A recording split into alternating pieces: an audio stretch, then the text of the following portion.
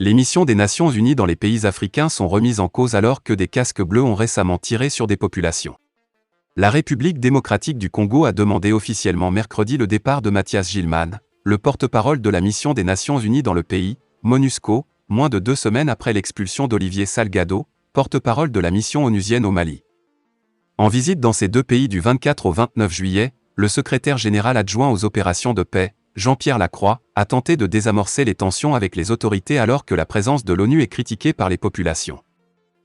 Le Français Jean-Pierre Lacroix tente d'éteindre les incendies.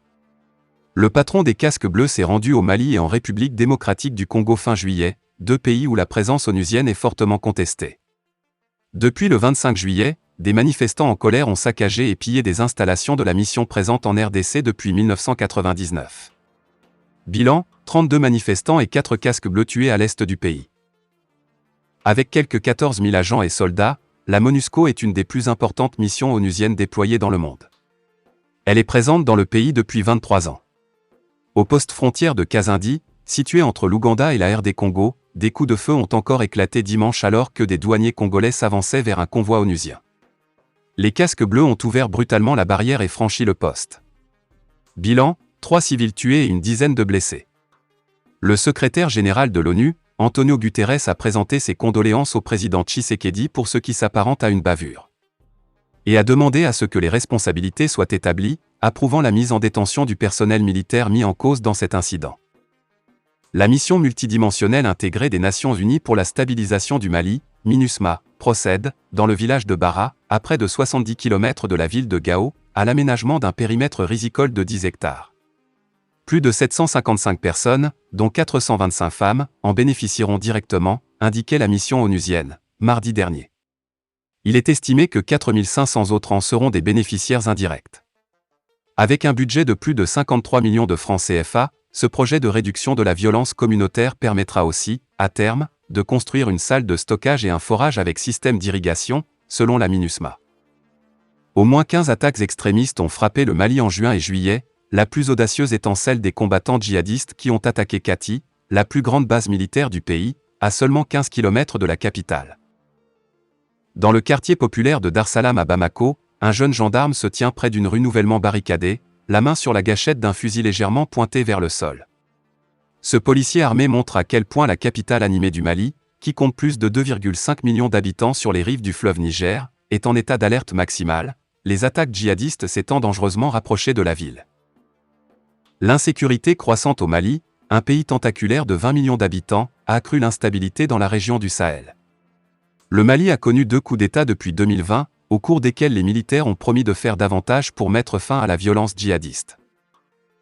Ces derniers mois, le chef de la junte, le colonel Assimi Goïta, qui s'était lui-même nommé président de transition, a ordonné aux troupes françaises et à une force de l'Union européenne, UE, de quitter le pays.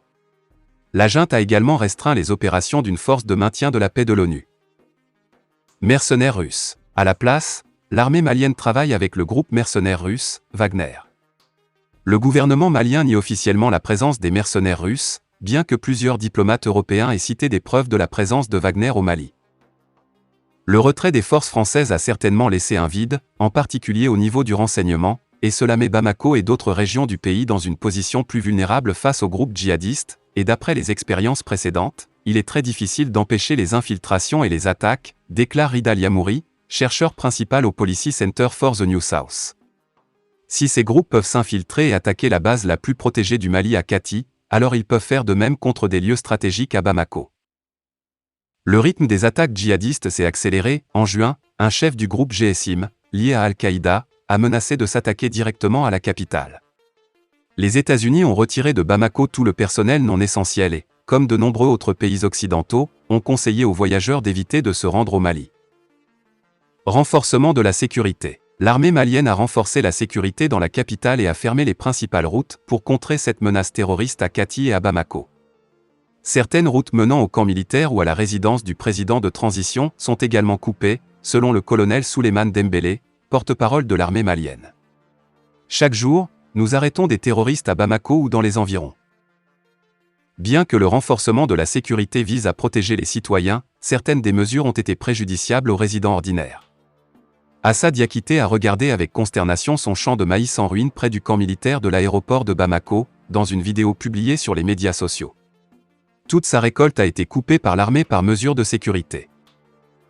Je pratique l'agriculture ici depuis 25 ans et il n'y a jamais eu de problème jusqu'à maintenant, déclare-t-elle.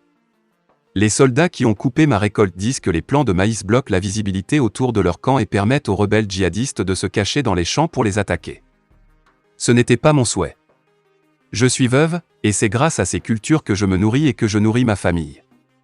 Je demande l'aide du président de transition Assimi Goïta. Coopération avec l'armée. Quelques jours plus tard, des citoyens au grand cœur ont versé de l'argent pour aider Assad Diakité et d'autres agriculteurs dont les champs avaient été coupés. Mais même ces actes de générosité peuvent faire l'objet d'attaques de la part des rebelles djihadistes, qui préviennent que la coopération avec l'armée pourrait entraîner des attaques de leur part. Un récent message audio djihadiste circulant sur WhatsApp a semé la panique. Ce message s'adressait aux habitants de Kati qui, après l'attaque de juillet contre la caserne de l'armée, avaient juré de fouiller toutes leurs maisons pour débusquer les rebelles extrémistes. Lorsque vous voyez une voiture kamikaze venant de loin, prenant soin d'éviter les bars, les salles de concert, les stades de football, les marchés pour ne viser qu'un camp militaire, vous devez comprendre que l'armée est notre cible, disait le message. Mais si vous nous montrez que vous et l'armée êtes la même chose, alors pourquoi nous donner la peine de cibler uniquement le camp militaire, prévient le message. Mouvement militaire. Ce message a pour but de dire aux gens d'être prudents. Si vous nous poussez à l'extrême, c'est ainsi que nous pouvons réagir, avance Baba Alpha Oumar, un chercheur indépendant en géopolitique qui suit la situation au Sahel. Au milieu des mouvements militaires, la junte a pris des mesures pour régler la situation politique du Mali et préparer la voie à de nouvelles élections, qui auront lieu, selon elle, en février 2024. La semaine dernière, le gouvernement de transition du Mali a nommé une équipe chargée de rédiger une nouvelle constitution dans les 2 mois.